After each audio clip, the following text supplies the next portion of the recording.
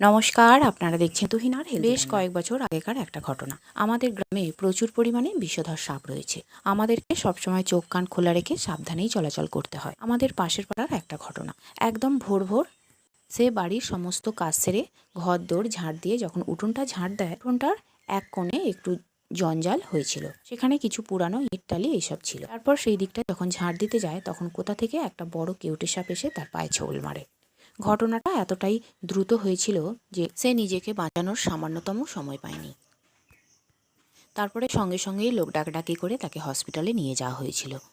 Hospital আমাদের এখান থেকে বাইকে করে 15 মিনিটের রাস্তা। হসপিটালে নিয়ে গিয়ে সঙ্গে সঙ্গেই চিকিৎসা শুরু হয়েছিল, কিন্তু তাকে বাঁচানো যায়নি। সেই দিনেই তার মৃত্যু হয়েছিল। ঘটনাটা এতটাই দুঃখজনক, মর্মান্তিক ছিল যে এখনও আমাদের মনে দাগ কেটে রয়েছে। যাই হোক, সবাই ভালো থাকবেন, সাবধানে থাকবেন, অবশ্যই পজিটিভ চিন্তা ভাবনা করবেন। ধন্যবাদ।